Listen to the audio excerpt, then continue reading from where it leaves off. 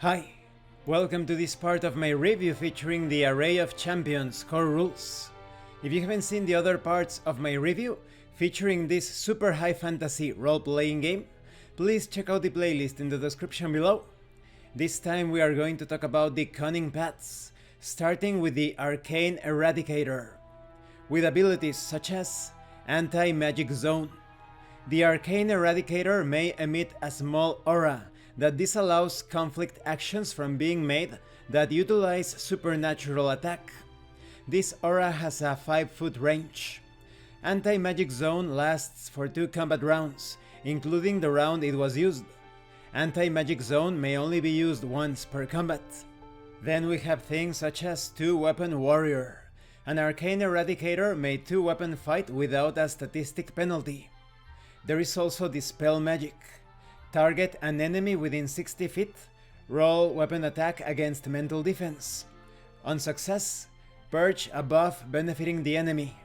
The enemy cannot benefit from a buff with the same name for 2 combat rounds, including the round that Dispel Magic was cast. Then we have Monsters Should Fall Together. Link the fate of 2 incomprehensible enemies within 60 feet of the Arcane Eradicator.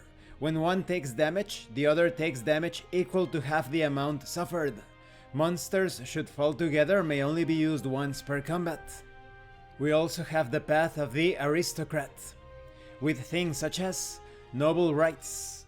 The Aristocrat can arrange an audience with any non-player character, no matter how important. That being said, time could be an issue and the meeting may be arranged at a time far enough away that the party would seek other means of speaking to someone of importance. We also have things such as Laugh. If an enemy takes damage from an aristocrat, the aristocrat as a reaction may have a good laugh at the enemy's expense, inflicting a permanent duration debuff that reduces their mental defense by 3. This debuff stacks itself twice and may be used against each enemy once per combat round. You also have Peerless. The aristocrat's former studies, or newfound passion for studying, of the history of the noble families of the world takes a life of its own.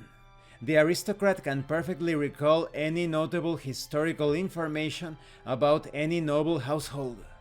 You also have things such as Standing Army.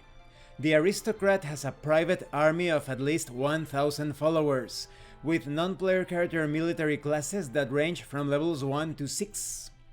Then we have the Jester, with things such as Voice of Idiocy. The Jester can say anything without personal consequence. After all, the Jester's just a fool. There is also Disappear. For 2 combat rounds, including the round Disappear was used, the Jester benefits from greater invisibility. The Jester may make any actions without breaking invisibility. Disappear may only be used once per combat. When used out of combat, it lasts for 15 seconds and cannot be used again for a minute after it expires. You also have Nonsensical Disbelief. A Jester may reduce all of their defensive statistics except mental defense by 15 to gain 1500 mental defense and 15 supernatural attack. This lasts until the end of the following combat round.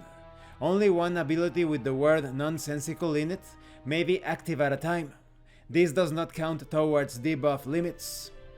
There is also Foolish Replication. The Jester may replicate any ability of any party member present in the combat. Doing so reduces the maximum number of the Jester's fate points by 25%. This debuff lasts until the end of the day. Foolish Replication may only be used once per combat. And then we have the Mutation Warrior, with abilities such as Bestial Roar. A Mutation Warrior who has consumed a mutagen this combat may make a roar. Roll supernatural attack against the mental defense of all enemies within 30 feet burst of the Mutation Warrior. On success, the enemy must spend their following movement phase getting as far from the Mutation Warrior as possible.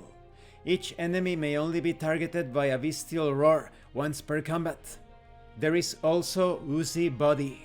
When a mutagen is in effect, boost all defensive statistics of the Mutation Warrior by 4. We also have Laboratory.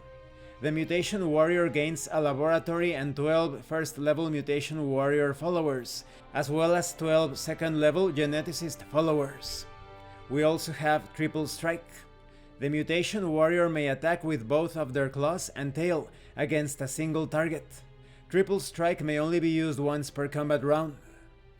And these are just some of the paths and some of the many abilities for each path. You have 9 or even 10 levels of abilities for each one.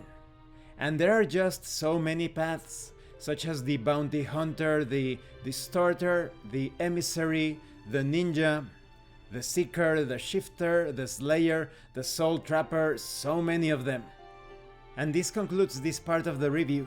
In the next part we are going to talk about the Valorous paths. When it comes to these Cunning paths, they are a bit more situational. They are perhaps too specific at times, but when applied in their area of expertise, they are simply unmatched. Thank you for watching this part of the review, and thank you for your likes and your comments. If you have any questions or comments, please let me know. And thank you so much to those of you that are going the extra mile to support the channel. If anyone else wishes to further support the channel, the information on how to do that will be in the description below. And remember, it is better to roleplay and fail in character than not to roleplay and fail as a player. Once again, thank you, and see you later.